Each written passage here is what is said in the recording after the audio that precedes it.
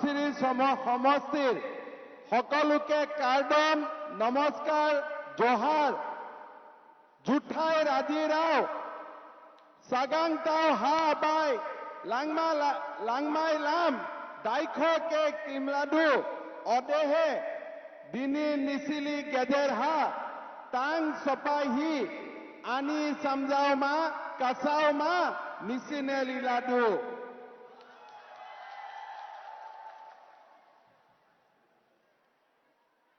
কচনলো কেনেকুৱা মেচন মা পিনি নাঙিতুম কাদু কাব ফান্তা নিংকাৰং নিংকাংচাম আকাদম পাজিৰিকলো সকলোকে কাৰ্ডন ভালে আছে তো সকলো ধনচিৰি সব ভালে আছে তিলোত্তমা জিকিব নে নাই পিছফালে সুধি আছো জিকিব নে নাই জিকিব জিকিব ঠিক আছিলে মোৰ লগত একেলগে কব ভাৰত মাতা কি ভাৰত মাতা কি ভাৰত মাতা কি এতিয়া ভাল লাগিছে হয়নে নহয় ইলেকশন লাগিছে কোন তাৰিখে ইলেকশন কোন তাৰিখে পিছফালৰ পৰা কোন তাৰিখে 8 তাৰিখ এটা কথা মনত ৰাখিব একেদিন বৰষুণ দি আছে হয়নে নহয় গতিকে আমি যদি দুপৰীয়ালৈকে ভোট দিওঁ বুলি থৈ দিওঁ আৰু দুপৰীয়া যদি বৰষুণ আহে দিগদাৰি হৈ যাব সেইকাৰণে ৰাতিপুৱা সোনকালে শুই উঠিব আৰু ৰাতিপুৱা সূৰ্য ওলোৱাৰ আগতে আপোনালোকে ভোট দিব যাব হ'বনে নাই ৰাতিপুৱাই উঠিয়ে ভোট দিব লাগিব শ্ৰদ্ধা ৰাইজ আজি আমাৰ মাজত এই সভাত উপস্থিত মন্ত্ৰী পীযুষ হাজৰিকা ডাঙৰীয়া কাৰ্বি আংলঙৰ CM তুলিৰাম ৰংহাং ডাঙৰীয়া গোৰ্খা কাউন্সিলৰ চিফ প্ৰেম টিমুং ডাঙৰীয়া ডিফু সমষ্টিৰ বিধায়ক বিদ্যা সিং ইংলেণ্ড ডাঙৰীয়া হাফলং সমষ্টিৰ বিধায়িকা নন্দিতা গাৰ্লোচা ডাঙৰীয়ানী আমাৰ মাজত উপস্থিত চাৰসিং ফাংচো শান্তনু লাংথাচা ভূপেন হাজনো গংগা লাপথেচিয়া আশা দত্ত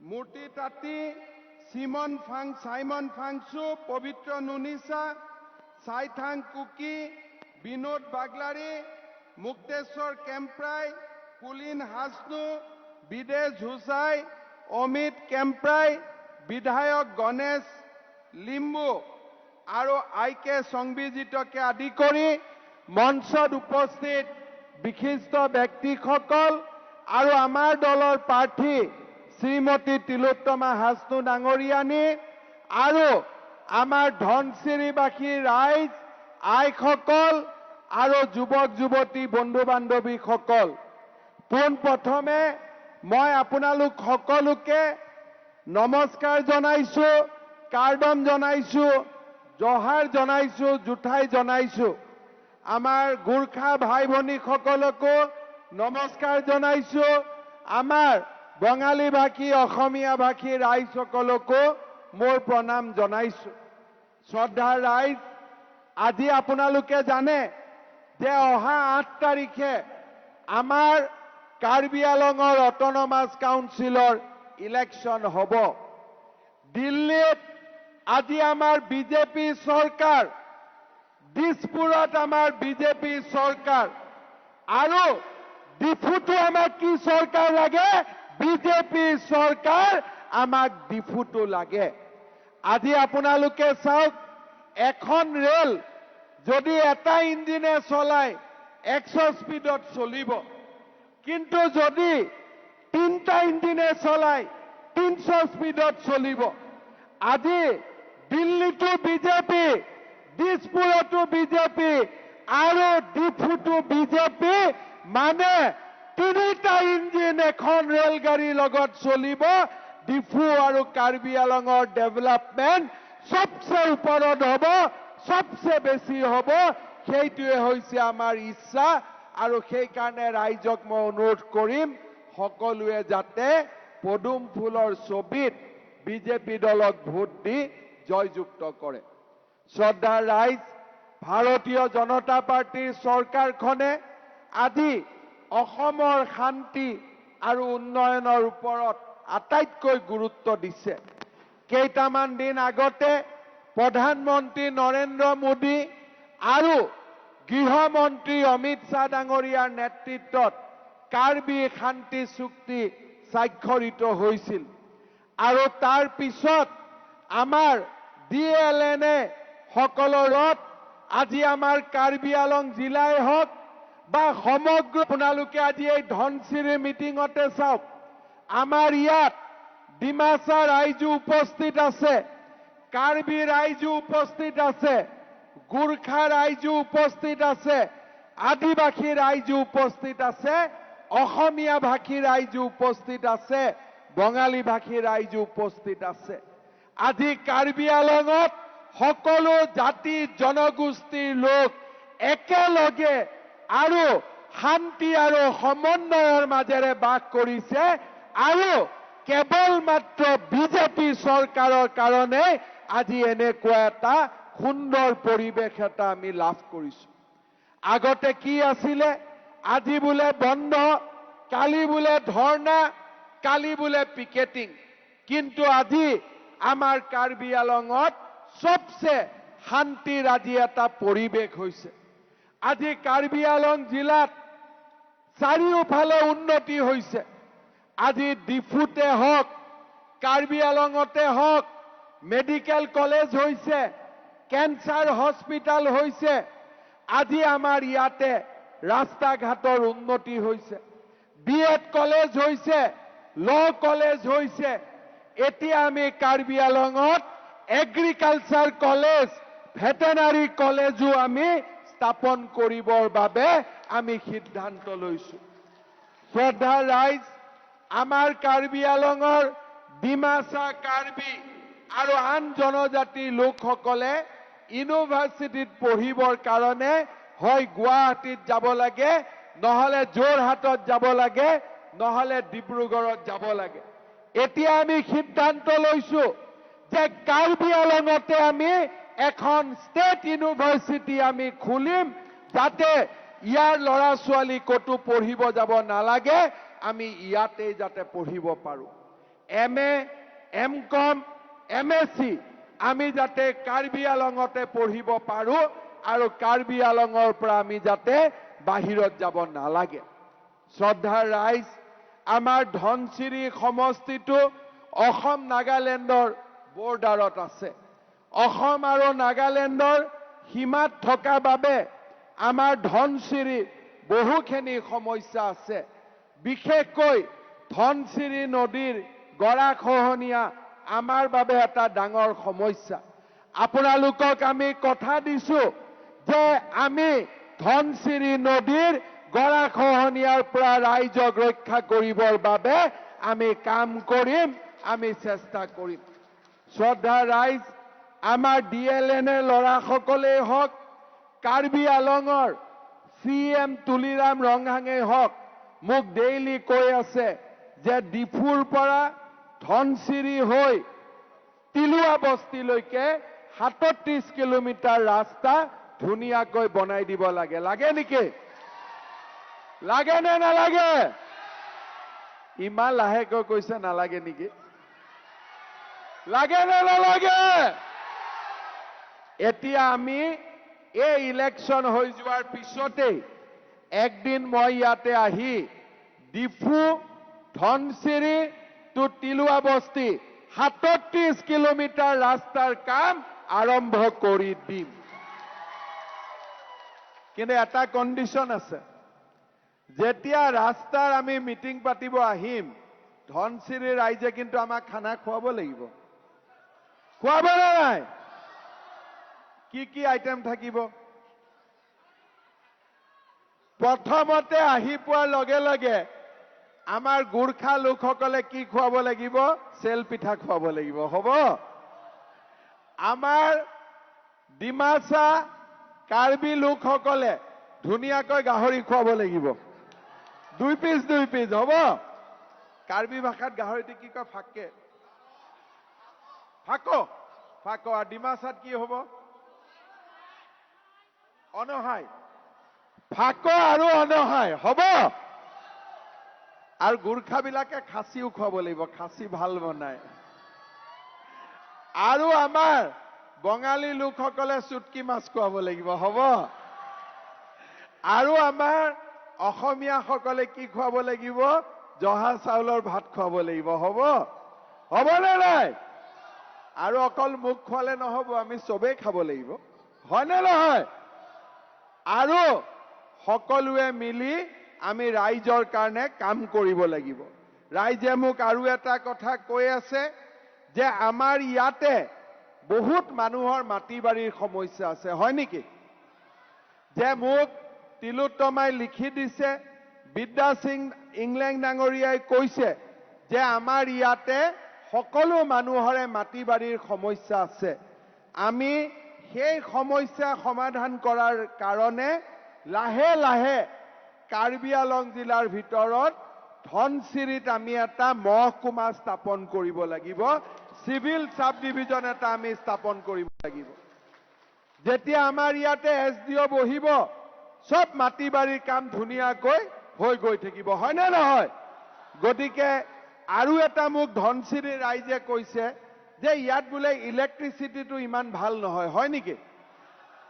নে ভাল? ভাল নহয় না? লাইট গৈ থাকে। কিমান গৈ থাকে? বেছি থাকে নে বেছি যায়? বেছি যায়। এতিয়া আমি উল্টা কৰি দিব লাগিব, যাতে ঘৰৰ বোৱাৰী যেনেকে আহে তেনেকে লাইটো যাতে ধনচিৰিলৈকে পাৰ্মানেণ্ট কৰি আহি যায়। হ'ব? আমি ধনচিৰিত সাৰ্ভে কৰি য'ত য'ত লাইট নাই, য'ত য'ত ট্ৰেন্সফৰ্মাৰ নাই, আমি সুন্দৰ কৰি বনাই দিম, যাতে ধনচিৰিত যেনেকে মানুহৰ ঘৰত বোৱাৰী পাৰ্মানেণ্টলি আহে নাই, ধনচিৰিটো যাতে লাইট পাৰ্মানেণ্টলি আহি যায়। হ'ব? ৰেচন কাৰ্ড কিমানৰ আছে? ৰেচন কাৰ্ড চবৰে আছে?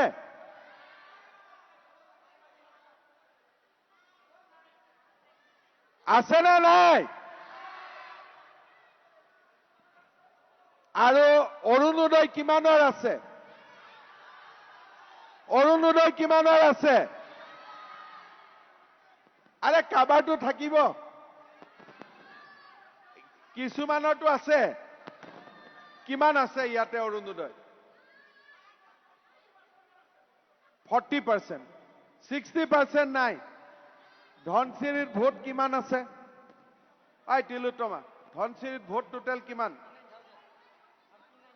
39,000 প্লাছ। তাৰ মানে এঘৰ মানুহৰ ঘৰত যদি 5টাকৈ যদি ফেমিলি থাকে, তেলে আমাৰ ইয়াত ফেমিলি কিমান হ'ব? 8,000। হয়নে? 8,000 ফেমিলি হলে আমাক ইয়াতে অৰুণোদয় কিমান লাগিব বিদ্যাদা? হা 8,000টোতো চবইতো নহব, অলপ অলপ কমাই দিব লাগিব। হয় নহয়? এতিয়া কিমানে পাই আছে? এটা ডিফুচাৰ লগত হিচাপ আছে। ঠিক আছে, এইবাৰ হিচাপটো তিলোত্তমাক দি দিম। আৰু আমাৰ ধনচিৰি সমষ্টিত 1,500 ফেমিলিক আমি নতুনকৈ অৰুণোদয় আঁচনি দিম। হ'ব? আগতে আমাৰ অৰুণোদয়ত কিমান টকা পাইছিলে? 830 টকা। বিজেপি চৰকাৰ অহাৰ পিছত, আগতেও বিজেপিতে 830 আছিলে, যেতিয়া সেকেন্ড টাইম বিজেপি চৰকাৰ আহিলে আমি অৰুণোদয় কৰিলো 1,000 টকা। এইবাৰ আমি কিমান কৰিলো অৰুণোদয়? যাতে সকলোৱে মাহৰ ইলেক্ট্ৰিচিটি বিলটো চৰকাৰৰ টকাৰে বিল দিব পাৰে, সেইকাৰণে এইবাৰ অৰুণোদয় আমি আৰু 250 টকা বঢ়াইছো আৰু আপোনালোকৰ বেংকৰ খাতাত প্ৰত্যেক মাহত আগষ্ট মাহৰ পৰা 1250 টকাকৈ অৰুণোদয় আঁচনি আহিব। আৰু এইবাৰ যি লিষ্ট হ'ব সকলো ৰাইজে সহযোগিতা কৰিব যাতে সকলো জনগোষ্ঠীৰ মানুহে পাব পাৰে, দুখীয়া মানুহে পাব পাৰে। আমাৰ যিসকল আই মাতৃৰ ঘৰত এতিয়াও মাইক্ৰ ফাইনেন্সৰ হেঁচা আছে, এজেণ্টবিলাক আহি আছে, তাৰ সমস্যাবিলাকো আমি খুব সোনকালে সমাধান কৰি দিম। শ্ৰদ্ধাৰ ৰাইজ, আমাৰ বিশেষকৈ ইয়াতে আৰু এটা আমি ডাঙৰ সিদ্ধান্ত লৈছো। এইখন যিহেতু অসম আৰু নাগালেণ্ডৰ সীমান্ত অঞ্চল, এই ধনচিৰিত আমি এটা অসম পুলিচৰ কামাণ্ডো বেটেলিয়ন এটা স্থাপন কৰিবৰ বাবে আমি সিদ্ধান্ত লৈছো। ইতিমধ্যে ইণ্টাৰভিউ হৈ গৈছে, ল'ৰাবিলাকে দৌৰিছে আৰু আপোনালোকে দেখিছে যে বিজেপি চৰকাৰ অহাৰ পিছত চাকৰিৰ কাৰণে কোনেও 1 টকাও ঘোষ দিব নালাগে। আজিকালি আপোনালোকে দেখিছে যে পুলিচৰ চাকৰি ওলালে একেবাৰে কৃষকৰ ল'ৰা, ৰিক্সা চালকৰ ল'ৰা, ঠেলা চালকৰ ল'ৰাইও আজি আমাৰ চৰকাৰী চাকৰি পাইছে। সেইবাবে মই ৰাইজক পঢ়া শুনা কৰিবৰ বাবে অনুৰোধ কৰিছো। ল'ৰা ছোৱালীক যাতে আপোনালোকে স্কুললৈ পঠাই, কোনেও অসমত এতিয়া চাকৰি পাবৰ কাৰণে টকা দিব নালাগে, বিনা পইচাত সকলোৱে চাকৰি পাব পাৰে। শ্ৰদ্ধাৰ ৰাইজ, ইয়াৰ ওপৰত আৰু এটা ডাঙৰ কথা হৈছে যে আগতে আমি যেতিয়া হাওৰাঘাট, ধনচিৰি, ডিফু, লাংহিং, মাঞ্জা আমি যেতিয়া খেতি কৰিছিলো, ধানটো আমি কাক বিক্ৰী কৰিব লাগিছিলে? মহাজনক বিক্ৰী কৰিব লাগে। কিমান দিছিলে কুইণ্টলত? 1200 টকা। মোনত কিমান দিছিলে? 400 টকা। এতিয়া আমাৰ চৰকাৰে ৰাইজৰ পৰা ধান কিনে আৰু আমি ৰাইজক কিমান টকা দিওঁ? 1960 টকা দিওঁ পাৰ টন, আৰু মোনে কিমান দিওঁ? 760 টকা। গতিকে ৰাইজে এইবাৰৰ পৰা ভাল কৰি খেতি কৰিব। 1200 টকাৰ জাগাত প্ৰতি কুইণ্টলত 1960 টকা আমি চৰকাৰৰ পৰা পাম। আৰু কেইদিনত পাম? আজি যদি চৰকাৰক ধানটো দিছে, 2 দিনৰ ভিতৰত আমাৰ টকা বেংকৰ একাউণ্টত সোমাই যাব।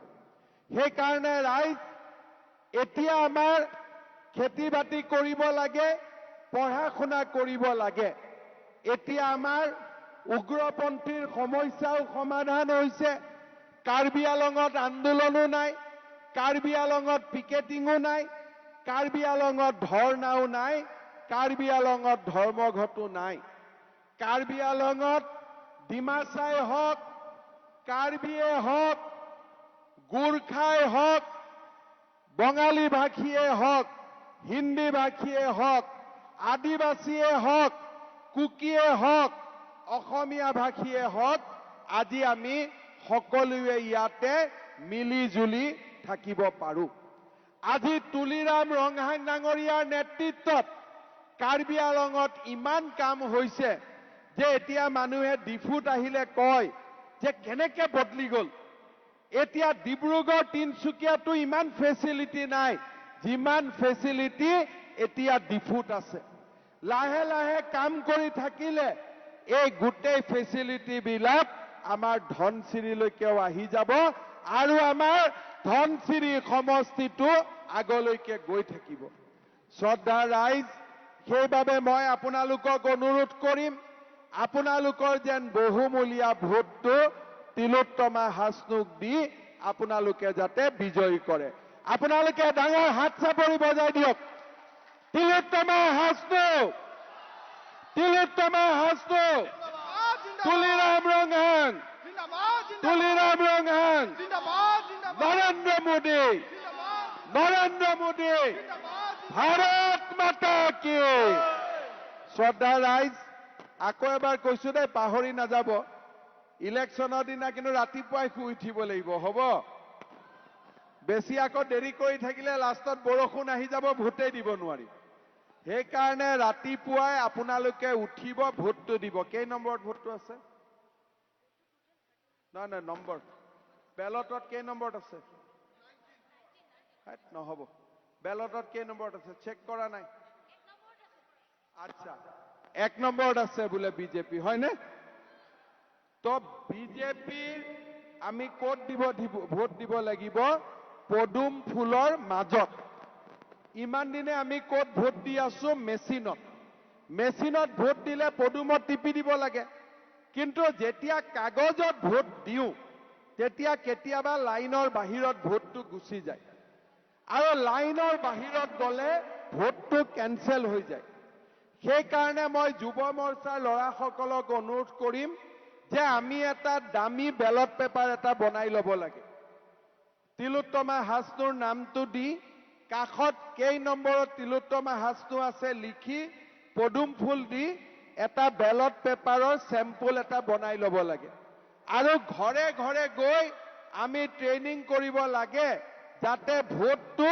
পদুম ফুলৰ মাজত পৰে হবনে যদি সাইডত পৰে কেনসেল হৈ যাব কিন্তু হয় না নহয় গটিকে পদুম ফুলটো চাব পদুম ফুলৰ মাজত এনেকে স্টাম্পটো মাৰি দিব আৰু তিলোত্তমা হাজনো জিকি গুচি গল হয় না নহয় বিজেপিৰ চৰকাৰ হৈ গল ৰেলগাড়ীৰ আগত 3টা ইঞ্জিন লাগি গল হয়তো বিজেপিৰ চিন 1 নম্বৰত আছে পদুম ফুলৰ চিনত ভোট দিব লাগিব আৰু আমি বিজেপিক জিকাব লাগিব আৰু ধনচিৰি সমষ্টিলৈ উন্নয়নৰ এক নতুন দিগন্ত আমি নমাই আনিব লাগিব পুনৰ এবাৰ আপোনালোকক মই ধন্যবাদ দিছো আজিৰ মিটিঙত যিমান মানুহ আহিছে সকলোৰে ঘৰত গৈ হাজবেণ্ড ওয়াইফ আৰু লৰাই ভোট দিলে তিলোত্তমা জিকি গল হয় না নহয় কষ্ট বেছি নাই খালি আজি আমাৰ ইয়াত যি মিটিঙত আহিছে